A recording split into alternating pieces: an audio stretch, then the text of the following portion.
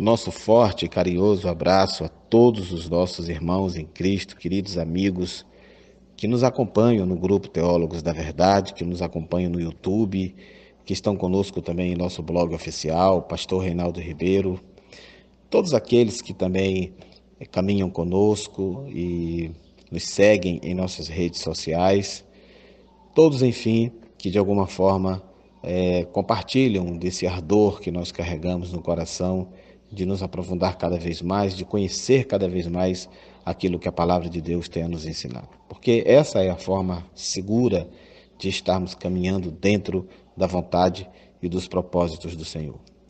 Eu sou o pastor Reinaldo Ribeiro, o seu amigo, e quero convidar você, meu querido irmão, minha amada irmã, para juntos atentarmos para mais um tema abordado pelo grupo Teólogos da Verdade.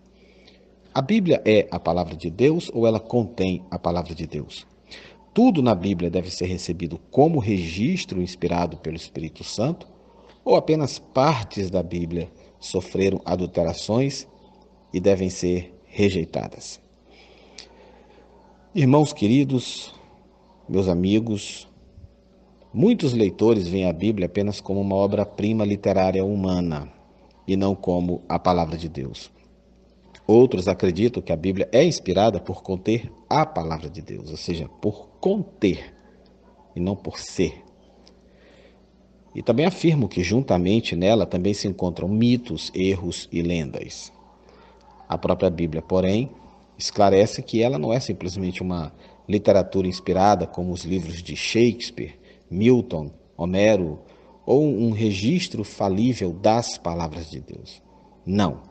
Ela afirma que ela é a infalível palavra de Deus. Vemos isso em 2 Timóteo 3,16 e 2 Pedro 1,21.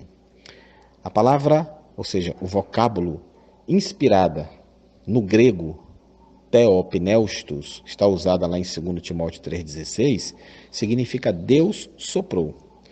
Assim sendo, amados, a Escritura é soprada por Deus. Deus falou que a profecia nunca foi produzida por vontade de homem algum, mas os homens santos de Deus falaram inspirados pelo Espírito Santo. 2 Pedro 1,21.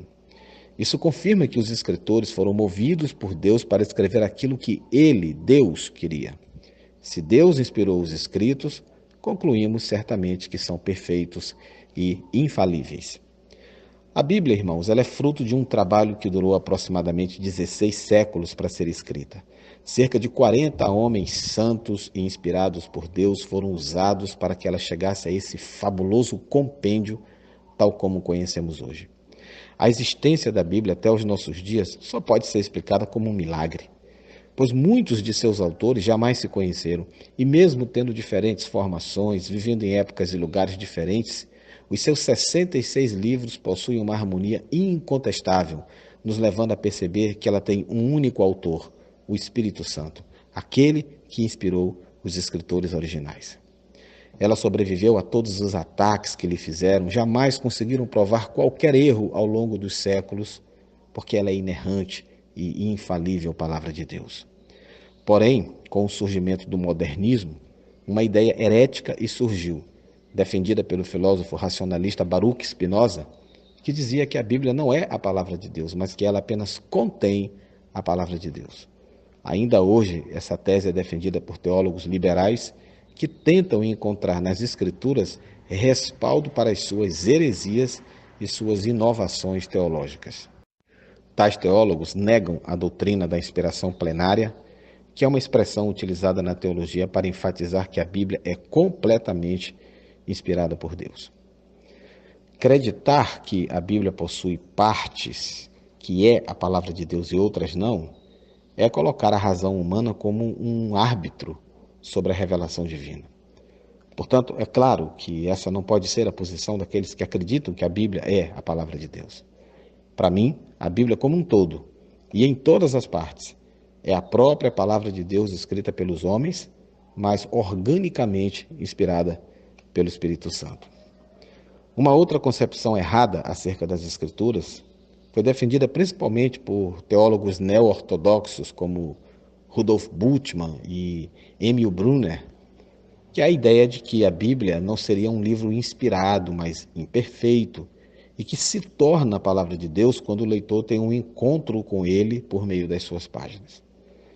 No entanto, irmãos, esses pressupostos não se enquadram com a ortodoxia do texto sagrado, porque Paulo, que foi o maior teólogo da história da igreja, ele desconstrói as bases desse tipo de ideia quando ele afirma que toda escritura, eu vou repetir, toda escritura é inspirada por Deus e útil para o ensino, para a repreensão, para a correção e para a instrução na justiça. 2 Timóteo 3,16. Nesse texto que eu acabo de citar, a inspiração plenária da Bíblia é defendida pelo apóstolo dos gentios de forma explícita e categórica. Repare que no início do texto de 2 Timóteo 3,16, ele utiliza primeiramente a frase grega passagrafê. As mais diversas versões traduzem isso por toda escritura e incluem um artigo definido a. Irmão, segundo os gramáticos, essa verdade ela está implícita aqui, com a ideia da integralidade, com a ideia da totalidade. E logo em seguida, Paulo usa a palavra inspirada, que no grego é theopneustos, que significa soprado por Deus, como já dissemos. Isso nos arremete ao entendimento que no processo da formação do cânon, Deus inspirou, Deus supervisionou, Deus coordenou a produção do texto original das Sagradas Escrituras. Pedro, o grande apóstolo de Jesus Cristo, também reforçou a doutrina da inspiração plenária. Se não, vejamos, sabendo primeiramente isto, que nenhuma profecia da Escritura é de particular interpretação, porque a profecia nunca foi produzida por vontade de homem algum, mas os homens santos de Deus falaram inspirados pelo Espírito Santo. 2 Pedro 1, 20 e 21. Nesse texto, amados, o autor sacro nos deixa claro que a origem da Escritura está no próprio Deus e não em interpretações humanas. Segundo o Novo Comentário Bíblico, as palavras produzida e inspirado, nesse texto de Pedro, nos dão a ideia de um navio içando as velas e indo a favor do vento, o que confirma o fato de que os escritores da Bíblia escreveram não o que eles queriam ou pensavam em escrever, mas o que receberam da parte de Deus. É verdade que no âmbito da interpretação bíblica existem dificuldades que devem ser superadas e exige do intérprete uma análise exegética apurada, meticulosa, porque nós sabemos que os manuscritos originais do texto bíblico, por razões não compreendidas, deixaram de existir. Hoje o que existe são cópias que atravessaram os séculos através do processo de transmissão da Bíblia. O que leva os eruditos a afirmarem que a integridade da escritura no sentido absoluto é atribuída aos autógrafos, isto é, os livros originais conforme foram escritos por seus autores. Pois mesmo considerando o rigoroso trabalho dos copistas, alguns erros de cópia são suscetíveis de ocorrer. Agostinho de Hipona, meus irmãos, ele afirmou que se nós estamos perplexos por causa de qualquer aparente contradição nas escrituras, não nos é permitido dizer que o autor desse livro tem errado, mas ou o manuscrito utilizado possuía falhas, ou a tradução está errada, ou nós é que não estamos entendendo o que está escrito. Dessa forma, nós podemos concluir que, apesar dos autores originais possuírem limitações, ao escreverem o texto sagrado, eles não cometeram erro algum, porque eles estavam seguindo o sopro da inspiração divina. Por isso, eles ficaram isentos de errarem, tanto em relação à escrita, quanto à mensagem que é infalível. Assim sendo, amados irmãos, afirmamos que a Escritura ela não apenas contém a palavra de Deus, mas ela é a própria palavra de Deus, inerrante, infalível e poderosa, capaz de transformar o mais vil pecador numa nova criatura, como está em João 8,32.